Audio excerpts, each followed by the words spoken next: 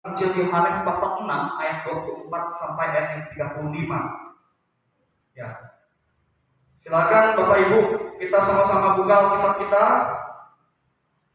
Saya mau ajak Bapak Ibu untuk kita bacakan firman Tuhan ini secara responsorial. Kaum laki-laki bersama-sama dengan saya bacakan ayat-ayat yang genap. Kaum perempuan bacakan ayat-ayat yang ganjil.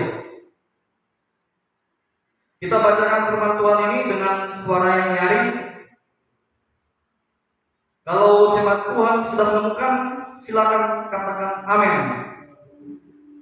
Beginilah firman Tuhan ayat yang ke-24. Kaum laki-laki bacakan bersama dengan saya. 1, 2, 3. Ketika orang banyak melihat bahwa Yesus tidak ada di situ dan murid-muridnya juga tidak, mereka naik ke perahu-perahu itu lalu berangkat ke Kapernaum untuk mencari Yesus.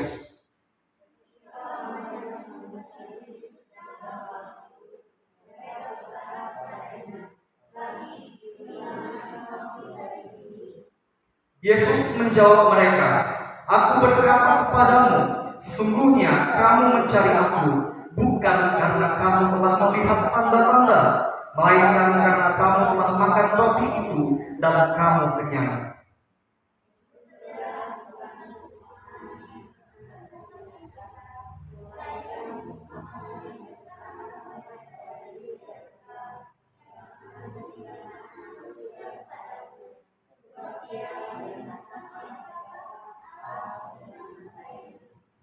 Lalu kata mereka kepadanya, "Apakah yang harus kami perbuat supaya kami mengerjakan pekerjaan yang dikehendaki Allah?"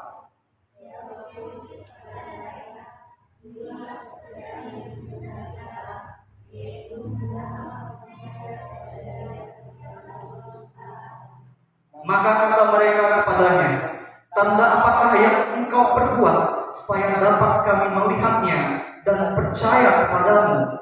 Pekerjaan apakah yang engkau lakukan?"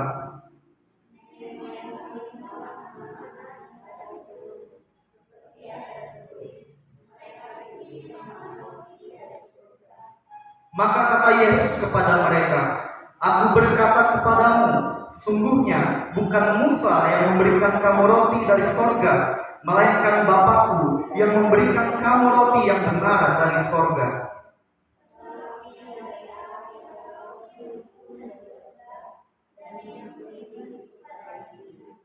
Maka kata mereka kepadanya, "Tuhan, berikanlah kami roti itu senantiasa."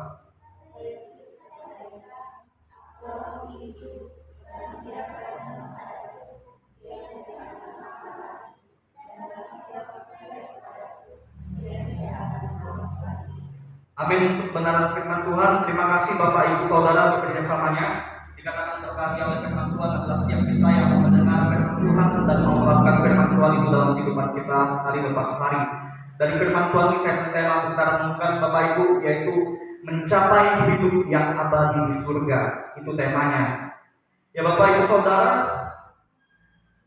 kita perlu memahami terlebih dahulu dalam kitab Injil Yohanes, khususnya di pasal 6. Kalau Bapak Ibu Saudara simak dari kitab Injil Yohanes pasal 6 ayat yang pertama sampai ayat yang ke-15, itu memberitahukan tentang peristiwa yang sangat dahsyat, perbuatan Tuhan Yesus yang ajaib, di mana Dia membuktikan kebesaran kuasanya, memberi makan 5.000 orang dengan 5 roti dan 2 ikan. 5.000 orang yang tertulis di dalam firman Tuhan itu adalah laki-laki semua, ya, tidak terhitung perempuan dan anak-anak pada waktu itu.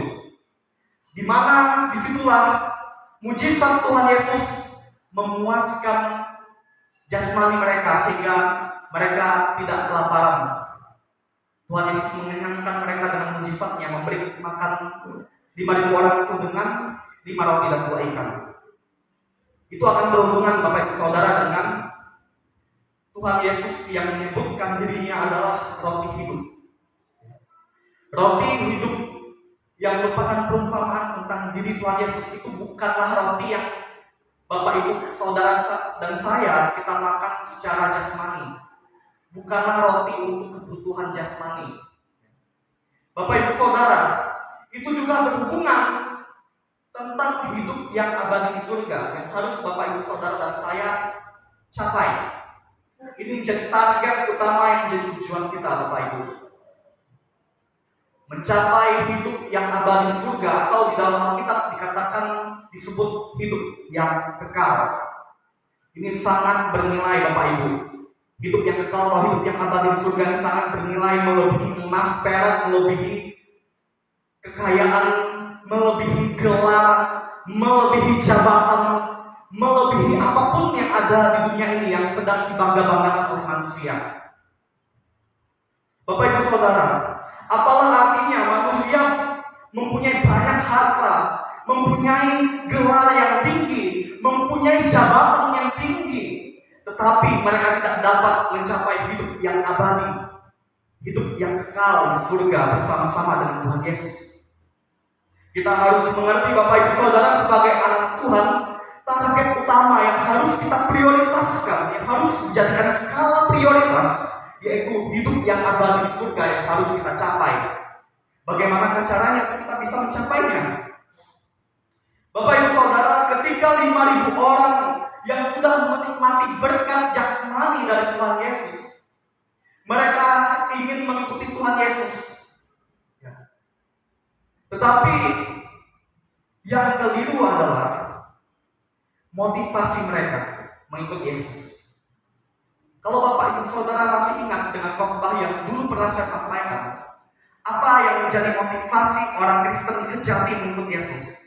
Apakah dia mengikuti Yesus tujuannya adalah untuk mengejar mujizatnya atau mengejar berkatnya? Bapak Ibu Saudara, untuk mencapai hidup yang abadi di surga, kita harus punya motivasi yang benar mengikuti Tuhan Yesus, bukan motivasi yang keliru. Kebanyakan orang Kristen hanya mau enaknya saja, mau yang nyamannya saja, mau yang enak, yang paling nyaman lah. Tapi ada yang mereka kurang paham, ada yang membuat mereka gagal paham bahwa mengikut Yesus itu tidaklah mudah. Akan banyak tantangan, persoalan. Karena mengikut Yesus itu harus sakal diri, harus yang pikul salib. Bukan mengutamakan mujizatnya, bukan mengutamakan berkatnya. Memang Tuhan Yesus pasti memberikan mujizat dan berkatnya untuk kita. Tapi jangan jadikan itu sebagai yang utama, Bapak Ibu Saudara. Karena banyak orang yang kecewa kepada Tuhan hanya karena dia tidak mendapatkan berkat yang dia mau dari Tuhan. Banyak orang Kristen yang kecewa kepada Tuhan karena dia tidak mendapatkan mujizat yang diharapkan dari Tuhan.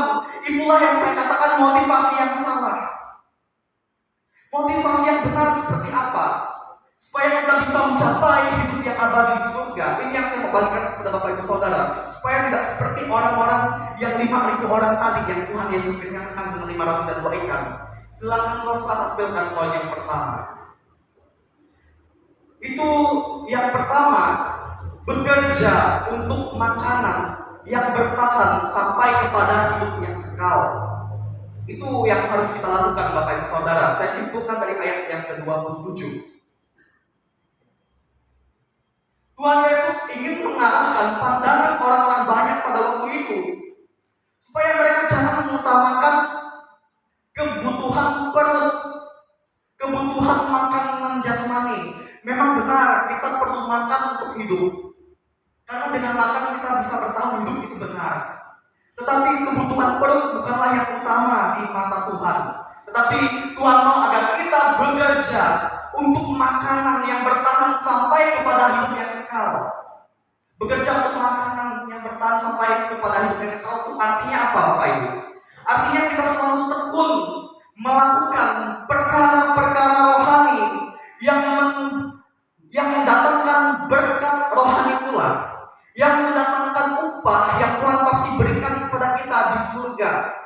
Itu yang harus kita kerjakan, Bapak Ibu, perkara-perkara rohani, bukan perkara-perkara duniawi.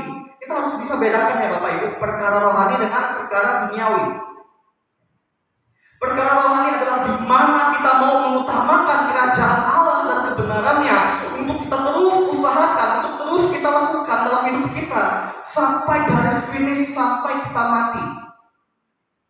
Itu bukan mengutamakan perkara-perkara duniawi, karena perkara-perkara duniawi itu bersifat fana atau sementara, ya, dan tidak berlaku di surga.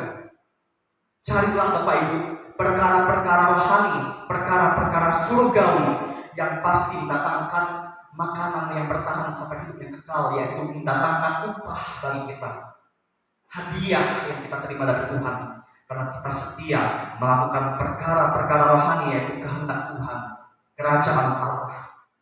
Ya, itu yang pertama. Kemudian selanjutnya poin yang kedua, untuk kita mencapai hidup yang abadi di surga, yaitu datang kepada Tuhan Yesus dalam ayat 35a. Ya Bapak Ibu Saudara, janganlah jemu, janganlah bosan untuk selalu datang kepada Tuhan. Saya bersyukur kalau saya masih bisa melihat dan mengetahui jemaat satu persatu yang masih setia aktif ibadah datang hari Minggu.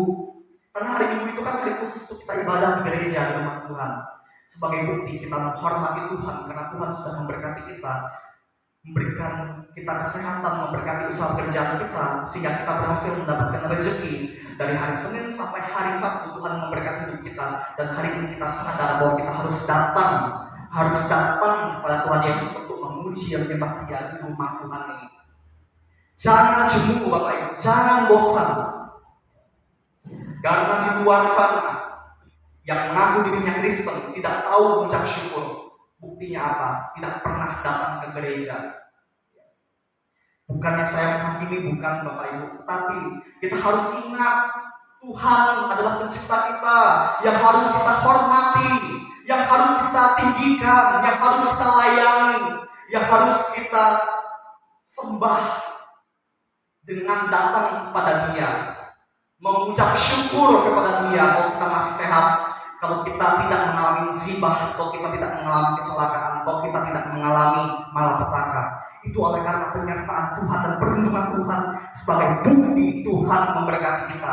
Makanya kita harus tahu mengucap syukur kepada Tuhan dengan cara datang kepada Tuhan Yesus dengan tidak jemu, dengan tidak bosan, Bapak Ibu Saudara.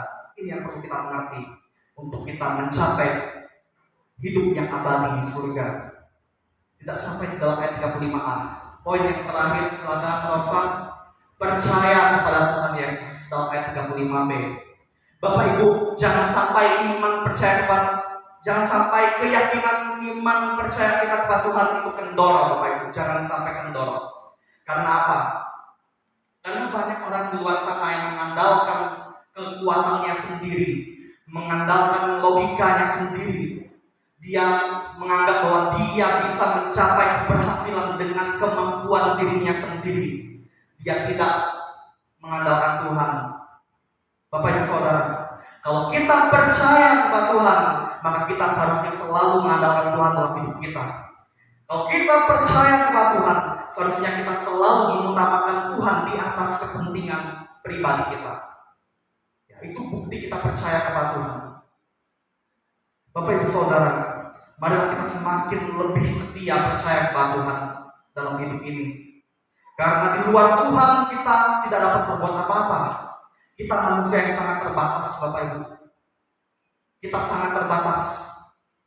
Kalau kita mampu berhasil mencapai kesuksesan dalam pekerjaan, dalam hal apapun, itu karena ada Tuhan yang selalu memberkati kita, oleh karena Tuhan menghendakinya. Makanya kita harus selalu percaya kepada Tuhan. Jangan sampai kita meragukan Tuhan, dan jangan sampai kita bimbang kepada Tuhan.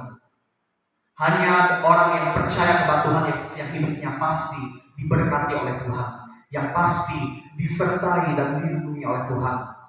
Percaya kepada Tuhan Yesus tidak sia-sia, Bapak Ibu. Bahkan hanya orang yang percaya kepada Tuhan Yesus sajalah yang pasti memperoleh kehidupan yang kekal, masuk ke dalam kerajaan surga, Bapak Ibu. Di luar Yesus tidak ada keselamatan. Di luar Yesus tidak ada jaminan. Ya. Harta tidak menjamin manusia masuk surga, karena harta tidak berlaku di surga. Hanya dengan percaya kepada Tuhan Yesus, beriman kepada Tuhan Yesus, dan setia melakukan kehendak-Nya, itulah yang menjadi syarat utama untuk kita mencapai hidup yang abadi, masuk dalam kerajaan surga, Bapak Ibu. Karena surga adalah milik Tuhan Yesus. Apakah Bapak Ibu Saudara belajar sesuatu dari firman Tuhan ini? Marilah kita selalu mendekatkan diri kita setiap waktu kepada Tuhan Yesus, selalu percaya kepada Dia, dan melakukan kehendak-Nya dengan setia dalam hidup kita. Inilah firman Tuhan yang boleh sama-sama kita belajar, dan kiranya firman Tuhan ini tidak berlalu begitu saja, tapi ini selalu kita ingat dalam hidup kita dan kita lakukan dalam kehidupan kita sehari-hari. Kita bersyukur untuk firman Tuhan ini, kita berdoa. Tuhan Yesus, terima kasih untuk firman-Mu yang boleh sama-sama mengajarkan kami bahwa tujuan hidup kami yang sebenarnya adalah mencapai kehidupan abadi yang di surga. Untuk mencapai kehidupan yang abadi di surga, ada berbagai hal yang harus kami lakukan sebagai pengikut-Mu ya Tuhan. Lewat firman Tuhan ini kami sudah menemukannya, dan kiranya firman-Mu ini tidak berlalu begitu saja,